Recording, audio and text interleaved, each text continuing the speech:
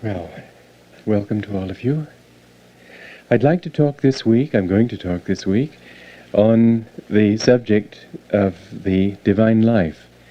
It's a very broad subject and one that encompasses just about everything, so I can't possibly cover it in a week. And therefore, I'd like to take it in directions that are of special interest to you. And if you help me to know what those interests are, that may help to direct my discussions. The importance of the divine life is as a life lived in contrast to the life that most people lead. Because in the broadest sense, we can say that everything is divine. We can see the leaves on the trees rippling in the sunlight and feel that God is moving in those leaves. And we can hear babies crying and feel that, well, God is expressing himself through their tears and cries. And so it is that all things, good or bad, are really manifestations of God. They're all a part of the divine dream. This is the eternal paradox of God versus Satan, because in a sense, Satan too is God. And this is a very difficult point to understand until we put it in this context, that a playwright writes the part of the villain as well as of the hero. But his reason for writing the villain's part is to make the hero attractive. Yet the villain has to be spun out of his own mind. It can't come from somewhere else.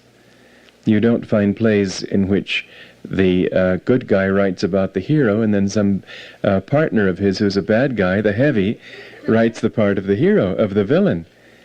So it is that all of this play of God's is really spun out of his own consciousness. Good, bad, indifferent. And we could put it in a cosmic sense, because it's almost impossible to think of God in the right way, that is to say, without some kind of anthropomorphic overtones, because being people, it's very difficult for us to think of qualities that we associate with human consciousness, to think of them as abstractions. Love, for example. Love without being identified with a person is very difficult for most people. It's been said that the average person never has a single abstract thought in his life. Quite possible. Nevertheless, none of us have only abstract thoughts, and they're always difficult to reach for. And so, we can try. The infinite spirit, when it brought everything into manifestation, created a certain momentum. It created out of its own one consciousness the duality of positive and negative, light and darkness, etc., that is the basis of this universe. And it reaching outward and outward, it's sort of like a road that keeps bifurcating. Within each manifestation of duality, there are sub-manifestations, just like the waves on an ocean, which every time you have a wave, of course, you have a trough to compensate for the fact that the mean level of the ocean never changes. But you never find a glass-like wave. You find always within each wave many, many sub-waves and sub-sub-waves. So it is that with the vibrations of duality, of dualism that went out from the oneness of spirit, we find many, many bifurcations, and thus it becomes very difficult to see in anything clearly manifested the image of the spirit. But also what we find is that more and more it becomes more and more difficult the farther these bifurcations move away from the reality of the spirit. You can't move away from something that's there and there's nothing else but that. But you can move away from the essential manifestation. And in this sense we can use, again, it's so difficult not to think in anthropomorphic terms. We can hardly think of this except in terms of distance, although distance really doesn't exist. The reality of God's perfection is as much not only in you, but you, as it will ever be. You are as perfect now as God, because God is your only reality. So what's all the noise about? because your thoughts have moved away from it. It seems like distance in a way, but what it is just that you're less and less in tune with that central reality of what you are, so that even though underlying all your restless thoughts, your agonies, your problems, your preoccupations, all your self-definitions, underlying all of these is the absolute bliss of your true being. And if you could only remember that, then you would be perfect right now. I mean, in your consciousness. It's an amazing concept, considering how far we seem from that ultimate reality. And yet, it is the truth. So what happens is that this, talking again, using this metaphor of distance, that this moves further and further away as we have moved further and further away without getting up from our seats.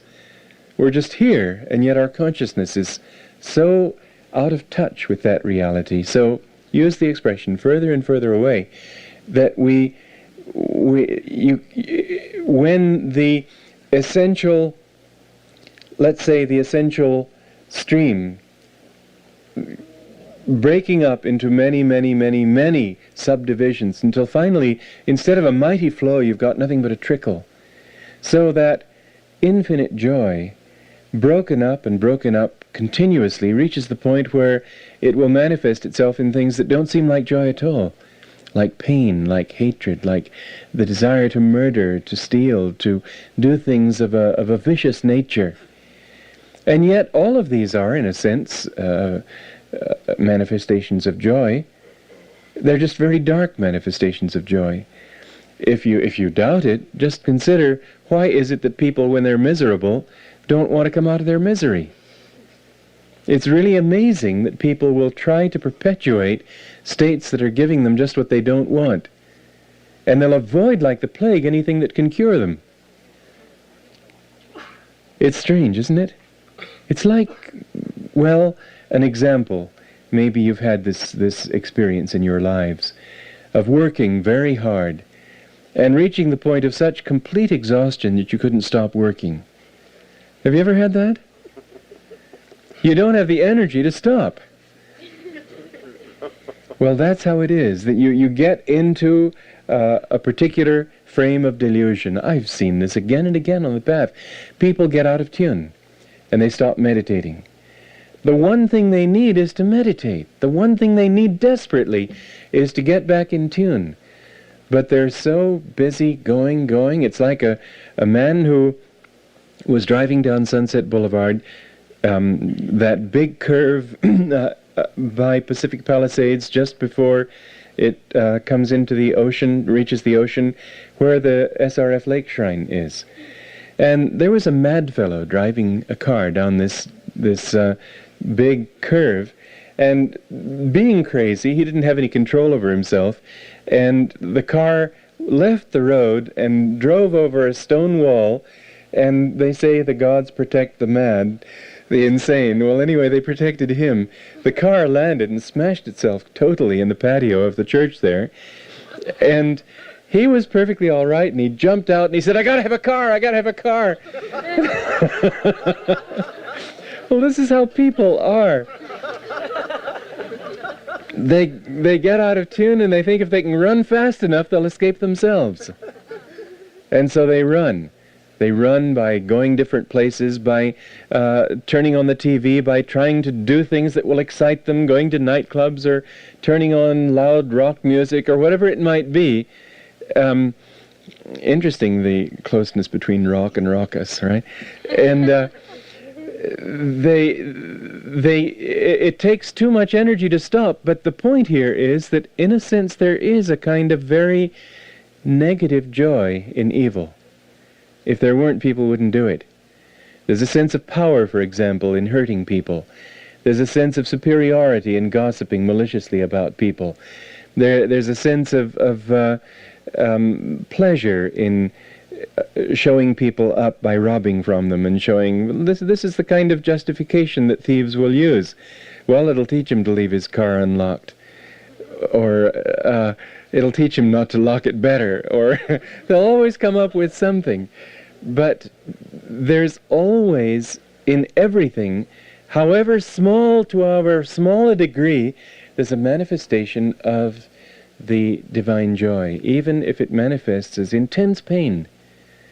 But that feeling is there. And what we find, therefore, is that there is in the divine consciousness itself. There was an article in Newsweek recently, somebody sent me, and it was talking about how people are resurrecting the consciousness of Satan. And typical style for a popular magazine, they relied on the scholars to be their experts.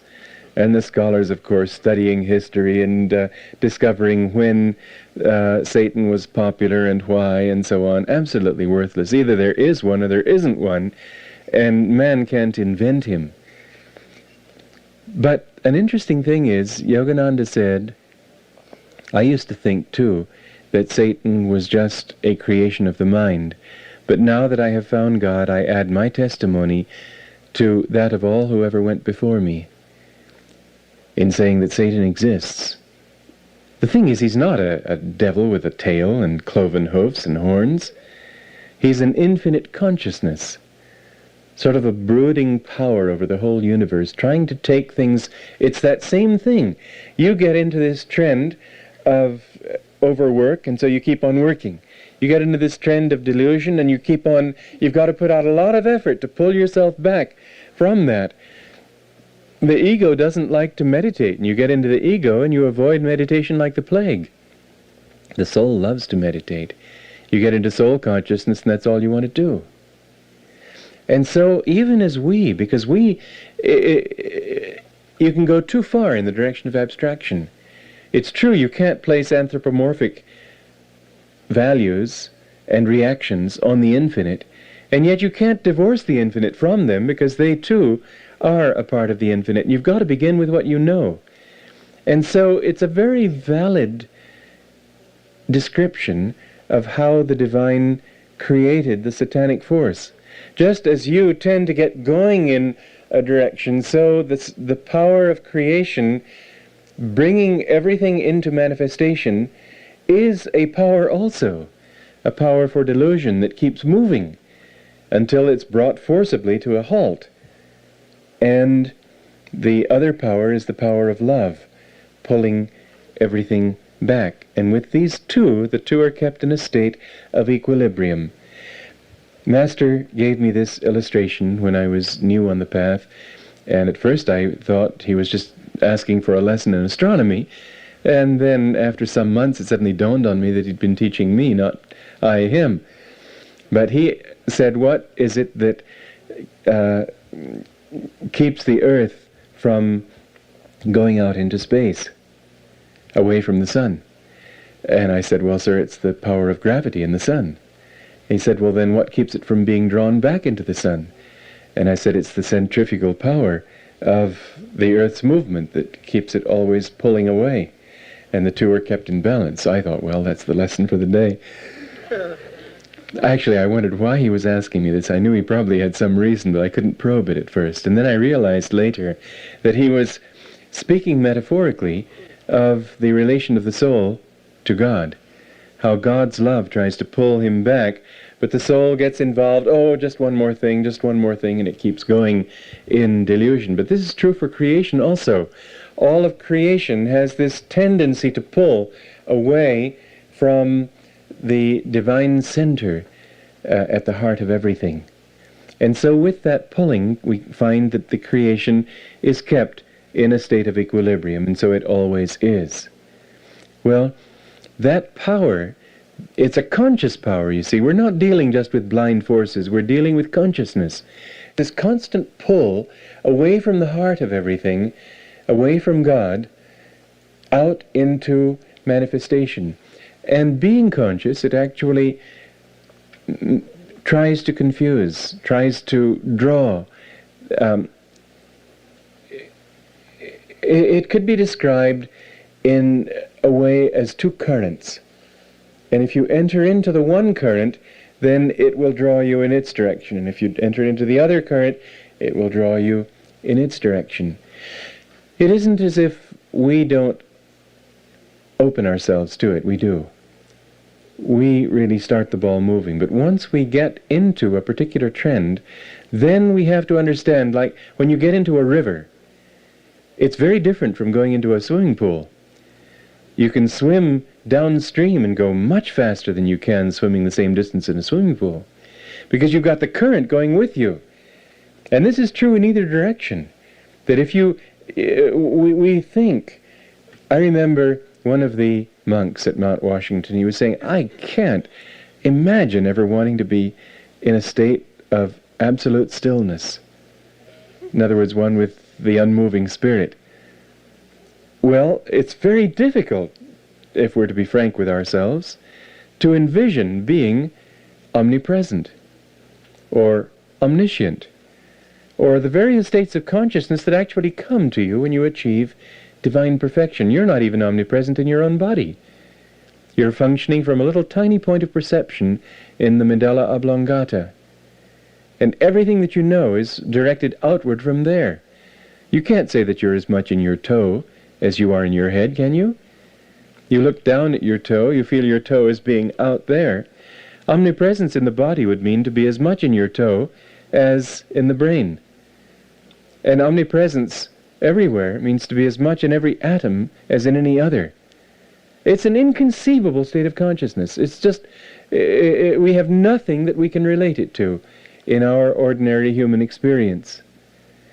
And to be omniscient, I mean, Master described in his poem Samadhi, all thoughts of all men, past, present, to come, all of these are within my mental sea. This is again inconceivable. We can't imagine a state of consciousness so vast. And yet, as we go in the direction of perfection, we find that there is something added to it, to our momentum. Our own momentum is so small, and we just make a little bit of struggling effort, and it seems like, how could we ever overcome this mountain of delusion? And yet we find that somehow we're moving faster than we knew, because there's a current taking us in a direction. That's why I've given so much emphasis to the ray of divine power, the current of divine power that comes through a great line of gurus like our own. And the importance of understanding that you're not just taking good teachings, nice wholesome thoughts, and putting them to practice, and maybe putting little memos on your kitchen bulletin board saying must be more polite to Mrs. Jones next door, and then you put a note every date that you were more polite and feeling that you've done a great thing. This kind of growth is so slow as to become almost intolerable. Moreover, the worst of it is that you put so much energy into somehow being sweet to Mrs. Jones, the old something or other, that you suddenly realize that you aren't being very kind to your own children. Or maybe you're not being conscientious in other matters, because you can't put total energy out in all directions. It's just not possible for a human being. It takes forever. So if we think that spiritual perfection is reached only through reading good books, doing good things, practicing techniques of meditation, but all self-directed, self-initiated, then we're making a very big mistake, because the real power of it all is getting into a current, a divine flow that can take us with it far faster than we could ever move ourselves. This is the importance of being in tune with the Guru. This is the importance of accepting not just a teaching, but a divine power that is brought into your life that sweeps you along. And it's slow at first, and it gets faster, because it's, again, no metaphor that you use can be perfect. But let me use another one. In the evolution of the different species in this planet, it's been observed that the less intelligent species evolved much more slowly than the more intelligent ones. The opossum, for example, although a mammal, being a very stupid mammal, has evolved very slowly. It's essentially the same as it was many millions of years ago. the higher species have evolved quite rapidly. And we find that this is true also with human beings, that stupid people evolve very slowly. In the Bhagavad Gita, Sri Krishna describes the different qualities, the three qualities that are inherent in all matter, in all nature, sattva, raja, and tamo, as being comparable to, he says, the spirit is present in nature but obscured by it, as the fire is obscured by smoke. Here he describes the sattva guna, which, with just a little bit of effort, a little puff of wind, and the smoke is blown away and you see the fire. And as the image is reflected in a mirror, well, they had metal mirrors at that time, and metal mirrors rust.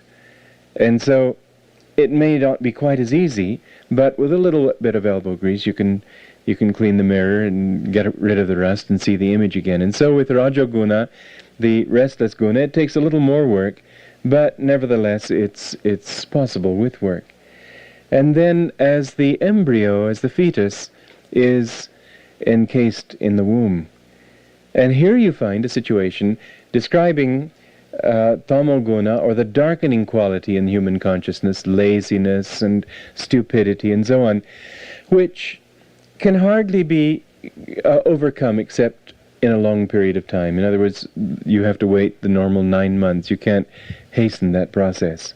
And so the lower quality of human consciousness, the quality that is closer to the animal level in evolution, the soul having just come up from the animal level, is still thinking more with its body the way animals do, still thinking more in terms of physical gratification than in terms of spiritual unfoldment, as the animals are, and not using his brain so much as his strength and his body.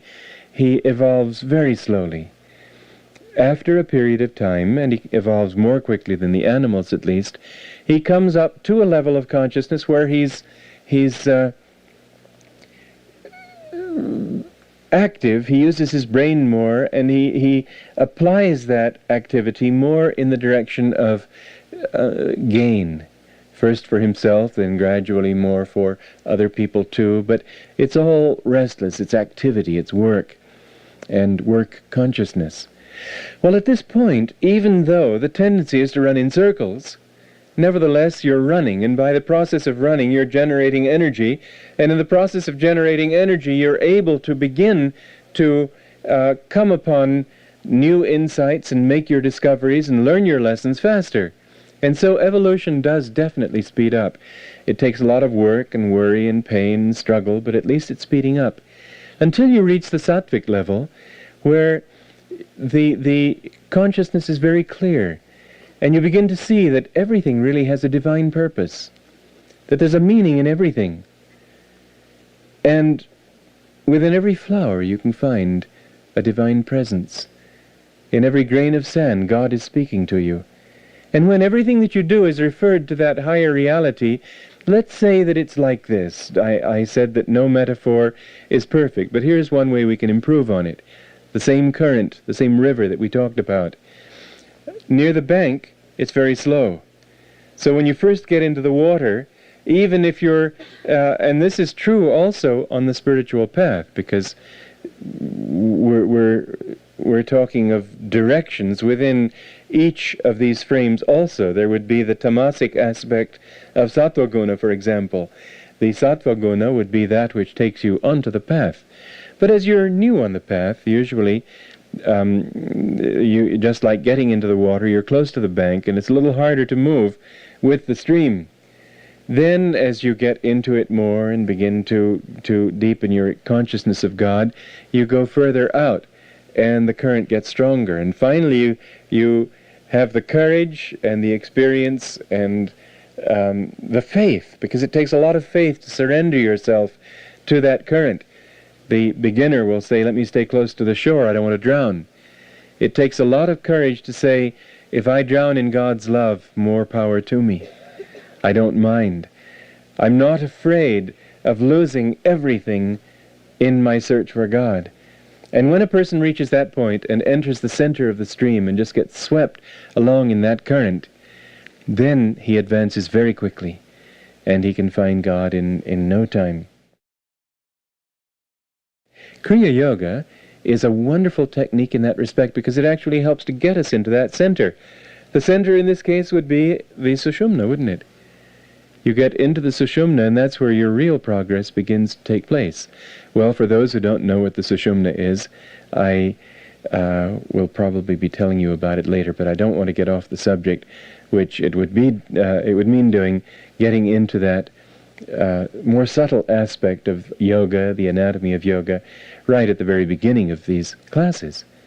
But at any rate, we find here that those who enter the divine stream are enabled to move, slowly at first, more quickly, and then finally very quickly, by a power that is far greater than their own, such that all you really need to do, as a great saint in India put it, you just have to hoist the sail on your boat, and then the breeze of divine grace will take you across the waters of delusion to the divine shores.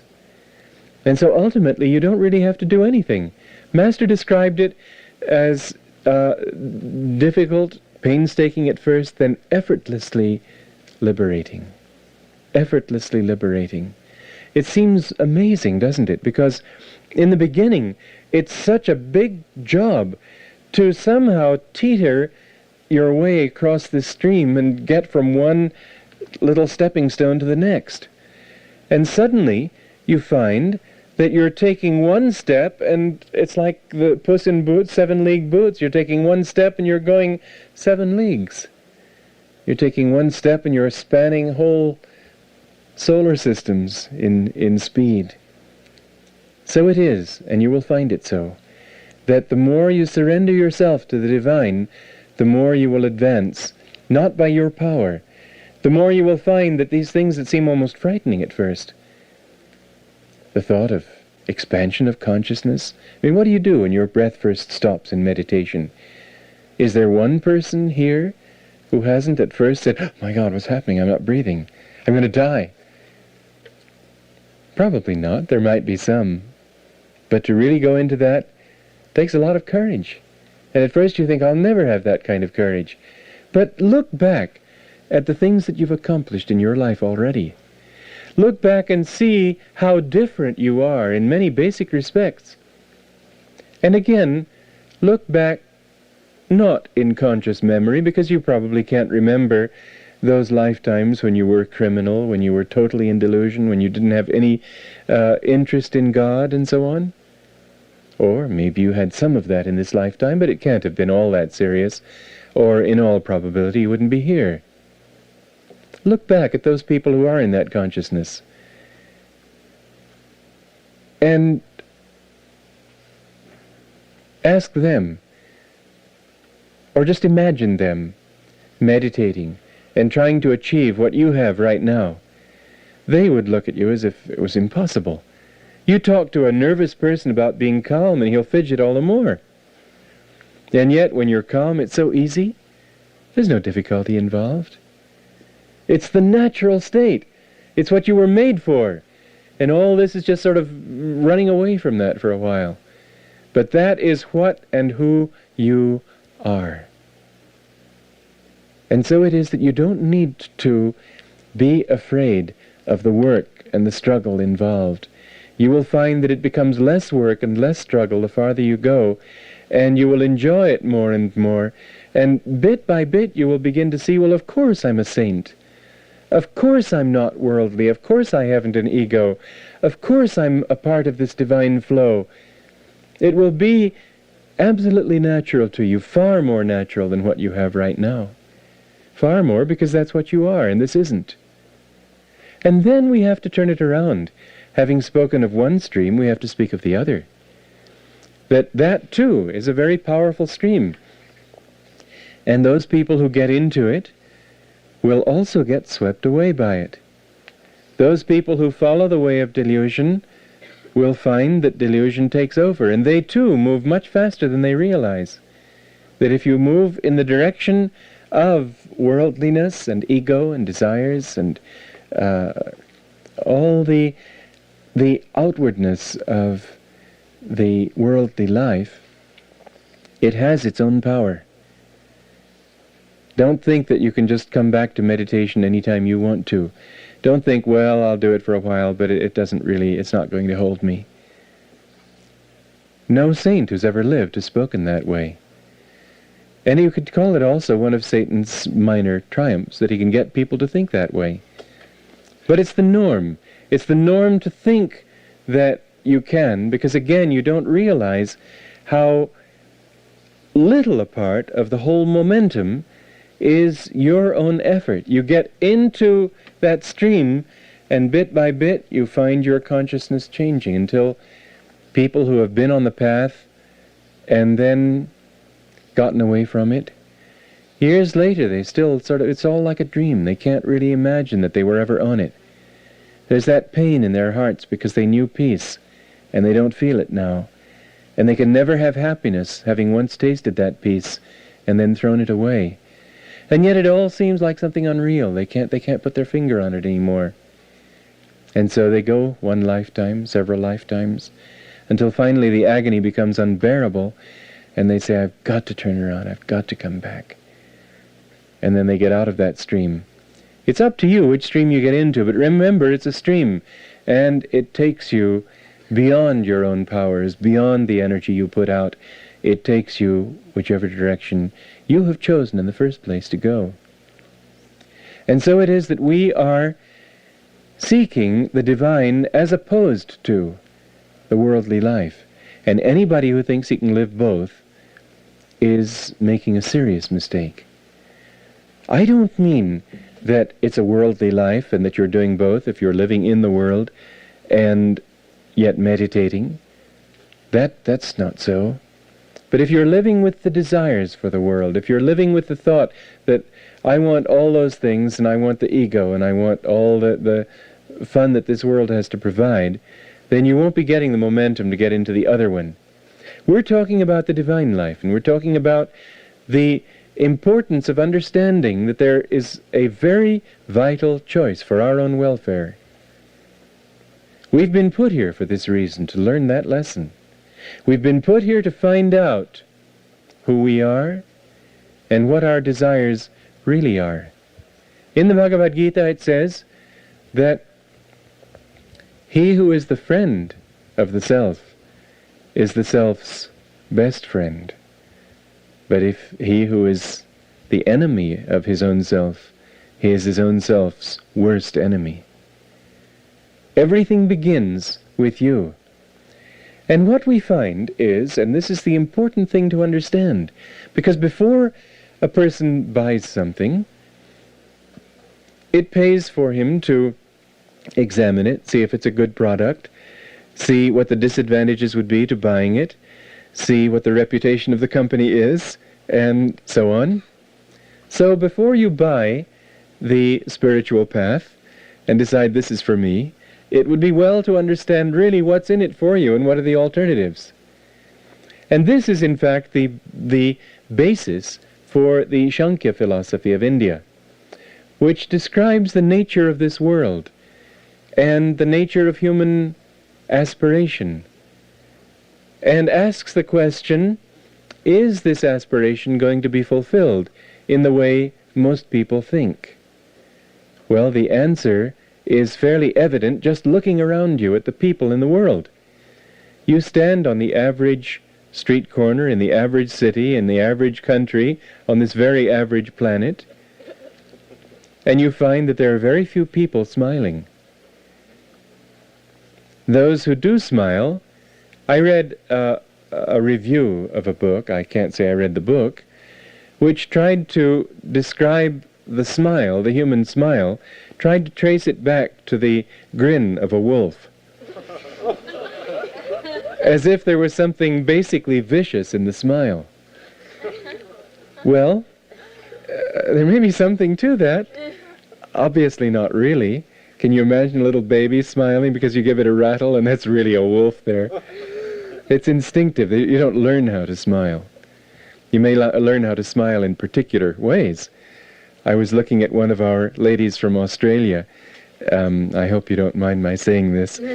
I could see instantly, oh, she looks Australian.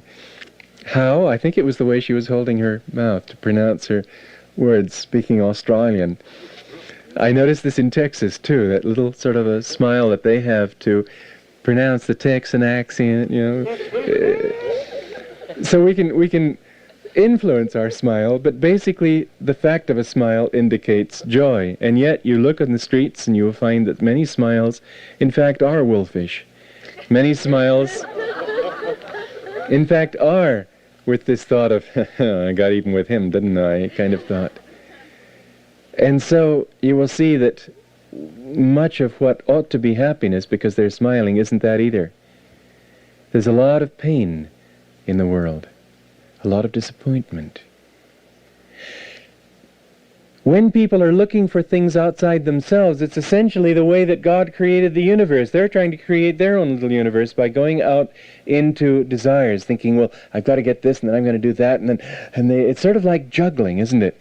And you keep adding one more ball until finally you're so frantically juggling that you can't keep up with it, and they finally all just fall down.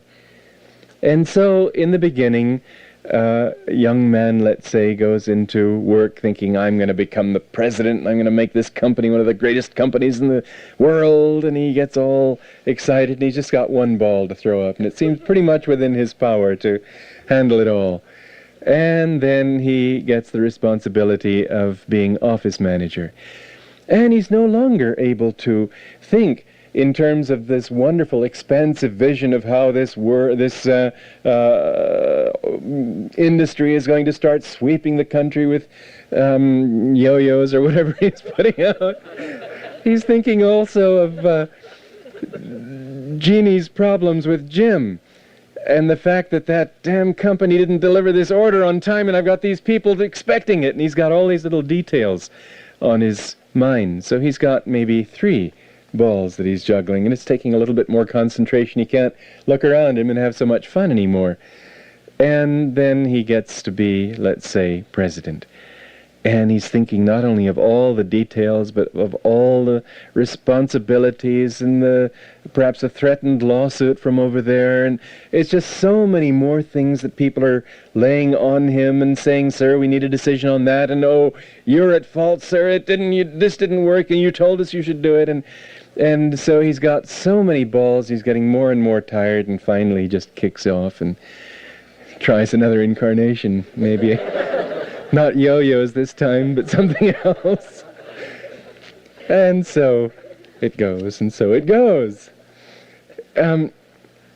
We find that when people go outside of their center, the more that they go out of their center, the more their energy starts to ramify, just as God's ramifies. But the thing is that God's centered everywhere, where you're still centered here, trying to get these things under control. I remember when I was in the Himalayas, I was living in a cave on the Ganges, and you might say, oh, how romantic and wonderful. And it was, but there were problems. Not only the cobra that lived in the cave with me, but I was working on a magazine, and I had a ledge outside the cave, and a table, and a chair. I needed these civilized things because of the supposedly civilized work I was doing. And so here were all these piles that I had, this article on renunciation and that article on devotion, this one on, and so on. And every now and then a breeze would come, and I'd have to sort of try to put 5 hands down on 5 piles when I only had 2. Well, that's about the way people are in working with the world. The breeze of obstacles and so on come, and they're suddenly reaching out everywhere trying to hold everything together, and it tends to get swept away anyway. Well, so it is that we find that the more that our consciousness goes outward from this inner self into the world, the more we lose what we're really looking for. What are you really looking for? You're not looking for things. Why do you want those things? You're looking for happiness. And the strange thing is that you could be happy right now. It's so peculiar, this human tendency to look for what it already has. You have joy in your heart. You have it as much as you ever could have it. You are joy. And yet a little tiny taste of joy, and you think, what am I going to do with this joy? And you run out and try to spend it. Isn't it so? You spend it by thinking, I feel so great, let's go out and have a party. And pretty soon people are talking about all sorts of unnecessary nonsense, and you wonder what happened to your joy. And you come home feeling sort of drained. We have to understand that what we're really looking for is inside, not outside. And once we do that, then we can begin seriously to enter the divine path. Everything in this world, moreover, is set up in such a way that you can't win in any way except the right way. It's set up on the law of duality. And for every plus, there's always a minus. For every gain, there's always going to be a loss. To the extent that you accept that gain emotionally. If you just take it inside, then it doesn't affect you in the same way.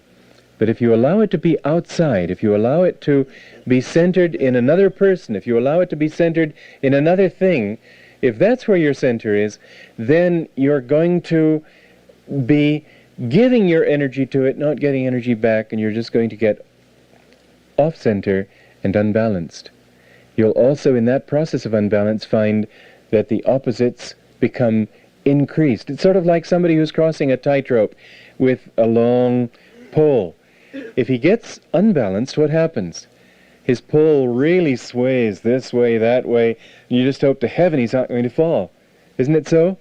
But as long as he's balanced, he's able to keep a fairly even keel, a little bit of a tip this way and easy correction that way.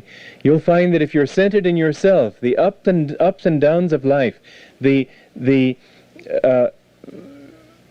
variation between positive and negative, light and darkness, pleasure and pain, these things just don't really matter. You can accept them inwardly, it's all right. But the more you get unbalanced in the direction of, oh, at last I've got this, and you get excited about it, then suddenly you're starting to tip. And then you'll find that the other side comes and you begin to feel moody or unhappy or disappointed. You find friends here and enemies there, and it all just sort of gets to be more and more confusion. The stronger your ego becomes in relation to the world around you, the stronger you will find this constant battle and imbalance in your life. The stronger your ego, the more you're going to want to pit it against other people's egos. The more you try to fight them, the harder they'll try to fight you. And so you will also, it's an interesting thing, you will start attracting people who are out for a good fight. Boxers are always finding people to box. The monster comics, isn't it so that these people who have the special ability to fight some special kind of monster always find that monster to fight? And so you will attract to yourself the kind of energy that you put out. And so it will always become a matter of greater and greater tension. You see the stream that you get into. You say, well, but they're opposing me, and therefore I've got to fight them back. And then you start fighting, and then you get bigger people to oppose you, and you fight them even harder, and still bigger people come. And it never ends. You get into that stream, and it just sweeps you along. You get into the stream of consciousness of opposition, and you'll find nothing but opposition. Stream of consciousness, because remember, what we're talking about here is not just one isolated stream of either satanic or divine power. We're talking of many different directions. You can go in the direction of restlessness, or lust, or anger, or warfare, or competition, or any one that you want to. Actually, there are very many satanic kinds of streams, and very few of the divine, simply because the closer you get to the center of it all, the more they all tend to merge and become one, until finally they literally become one. You don't have to think in terms of being a saint overnight. Just put one foot in front of the other. Try to be a little bit kinder than you were, a little bit calmer than you were. Meditate a little bit. Do a few spiritual practices. Take God's name for a half an hour. Try it here in this country. Of all countries in the world, we live in the consciousness of experimentation. We'll do practically anything in the name of experiment. Somebody cut off the tails of thousands of mice to see if the new generation would pick up that and make a genetic change and start breeding mice that had no tails. What an utterly useless experiment. And yet this country is so full of it that they'll label that science just because he calls it experiment. So why not call this science? In the name of science, try to find out whether living the divine life will give you more of what you want than living any other kind of life that the world can give you. Any other kind of life. Try just the experiment of thinking about God in a you relationship, I and you, not he. Talk to him for a half an hour a day. Try to bring him into your consciousness, half an hour a day. You can start that in the morning before you get too involved in other things and say, for this half hour, I'm just going to keep my mind on God. And practice japa. Japa means the constant repetition of God's name, or something like reveal thyself, or I am thine, receive me. Or just, again, God's name. You can say Om Guru even, or Om, whatever name of God appeals to you. Guru is a messenger of God, and you can equate the two in that sense. Anything that is godly, that reminds you of that, take that name, and just repeat it over and over and over, in a way of sharing and saying, do you want me to cook breakfast now? Shall I have eggs for breakfast? Shall I have bananas? Share every little tiny thought. Even your little vexations. Doesn't matter, as long as you keep him in your thoughts that way. They have stories in India that talk about, for example, Ravana was the villain of the piece in the great epic, the Ramayana. And the story of Ravana was that he had been somebody who was cursed for some misdeed, and was told that you can be reborn to seek God and work out your penance over a long period of time, or you can work it out very quickly as God's enemy, if you wish to play the villain. Well, it's a peculiar way of putting it, and I don't want to stress it too far, because one can make lots of hay with that thought. But the thought here essentially was that in hating God, he couldn't forget him. And for your benefit, you can take at least this much from it, that even when you're angry with God, don't put him out of your mind. Even when you're thinking thoughts that aren't divine, share those with him too. God, I'd love to have another drink. Isn't that better than, I'd like to have another drink, but I hope he doesn't see me? Isn't it better? He sees you anyway. Bring him into your thoughts. Bring him into everything that you experience, just for half an hour. And if you like it, then make it 45 minutes. Make it an hour.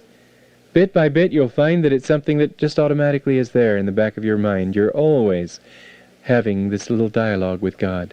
Put it another way, too, that in the back of your mind, you will probably have some little thought going, if only I could have that, if only I could go there, if only I'd met this person.